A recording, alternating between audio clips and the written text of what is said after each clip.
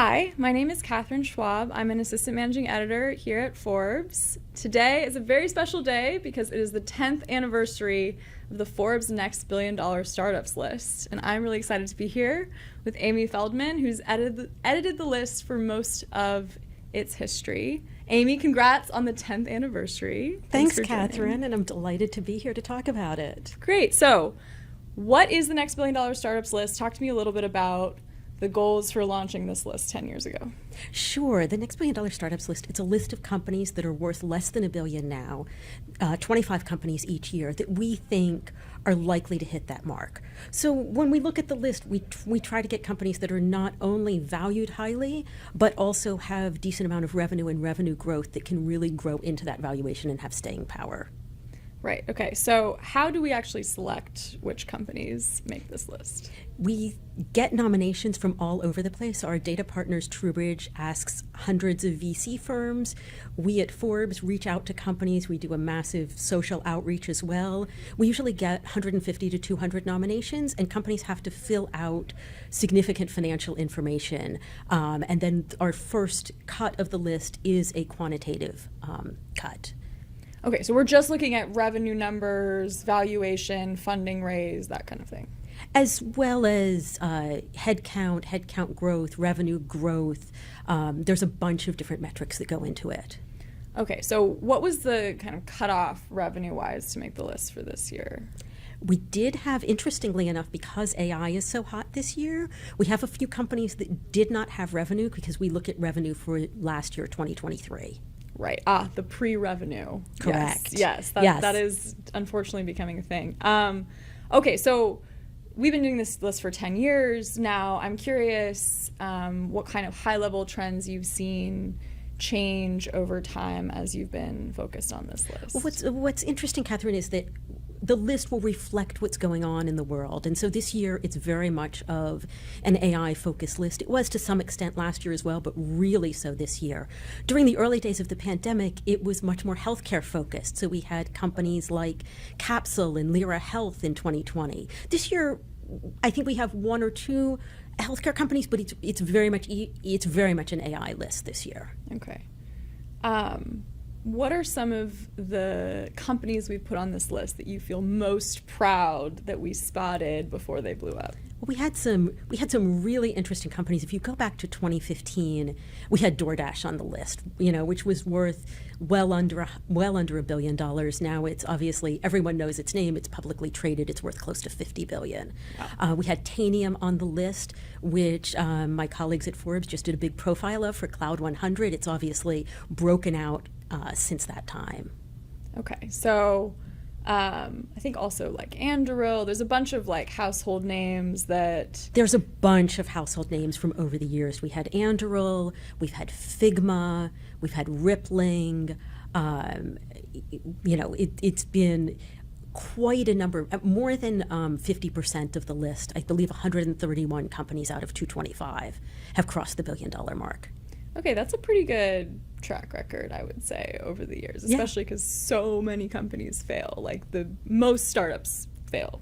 Correct. So, most startups fail. Okay. So do you think there's some sort of secret sauce here in terms of picking these companies, or it's just really looking for, it's just that revenue growth? I mean, I know as I've worked on this list for the first time this year, and something that we're very careful about is that companies don't get to not share their revenue if they want to be on this list. So it's definitely, we push for those hard numbers, which Correct. helps. We need numbers, and for the analysis of the list, we have more numbers that we don't publish in order to make sure that we're getting decent companies. We also do obviously vetting and reporting after the numerical part.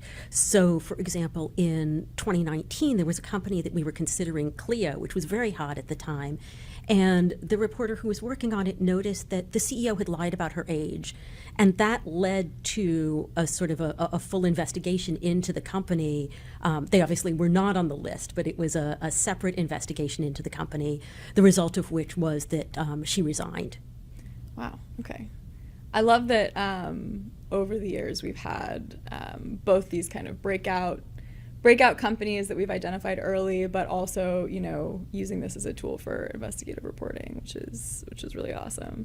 Are there any companies that made the list that we aren't so proud of, that crashed and burned afterward? There's always a few, and with 225 alumni, there's going to be a few. So there's 5 companies that have either shut down or imploded. And our worst implosion, which we are not proud of, but everyone missed. It didn't happen until a few years later.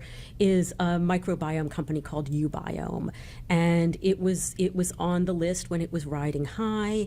It subsequently went through really bad stuff, which included the FBI raiding its offices, CEOs resigning. The company is gone. Yeah, yikes. I mean, I do feel like 5 out of over 200 is it's a pretty good. damn good track record. Yeah. So let's talk a little bit more about this year's list. What do you think this year's list tells us about this current moment in venture capital? Well, I think this year's list, it's as we said, it's very much of an AI list, and so it really tells us that that's where the money is going. So we have a number of really interesting AI companies, like Codium is on the list, Fireworks AI. These are companies that are, I think, very well known within the AI community, but maybe not so much outside of it, that we do think are likely to break out going forward. It's also interesting this year because of the amount of money going in. The revenue, overall revenue on this list is lower than it was last year. I believe it was, we're averaging about 14 million on this list versus last year's list, which was 24 million. So that's a sort of interesting trend. What do you think that indicates? I think it indicates that because there's so much money going into AI companies, that we do have some of these companies that are pre-revenue, which a couple of years ago was very unusual to have a company that didn't have revenue the previous year. Gotcha, okay. What about some of the non-AI companies on the list? Are there any that you feel personally excited about? Yes. Well, so I profiled for the magazine a company called Promise, and it's not an AI company. It's a company that is working with utilities, and it helps people to pay their bills. It sets up zero interest payment plans for these utilities so that people can pay their bills without it being punitive. And the woman who founded it has a very interesting background for a company on this list. She was a labor organizer, a nonprofit executive, and sort of oddly enough, a business advisor to Prince. And she ended up going into tech startups later in her career and founded this company. And it's a really fascinating business.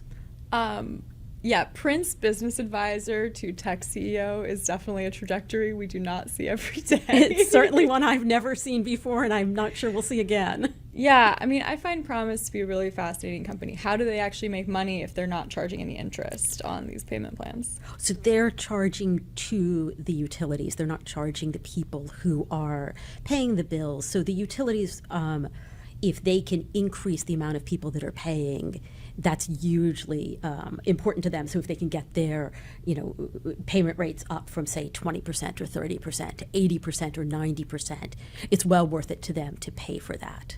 That's great. Yeah, it's also kind of an unusual space for a company to be focused on. Gov tech companies are not usually the hottest, highest flying startups. But I think her story is really inspirational, and I worked on the story with Amy for the magazine, so I'm deeply invested in this company's success, and I hope that it kind of sees through its promise. Yeah, I hope so too. Yeah. So looking ahead, what do you hope to see for next year's list? Like, what would be your kind of ideal group of companies as we're starting to report on the next hottest group of startups? Well, I think it'll be interesting for next year, and I don't know if this is what I hope for, but will this AI trend / bubble continue for next year? Will we continue to see that dominating the list, or will something else take its place in the interim? So this list is very much of a reflection of what's going on in Silicon Valley, what's going on in the tech world, and whether that continues will be fascinating to see. Great. Thank you so much, Amy, and thanks everyone. Thank you.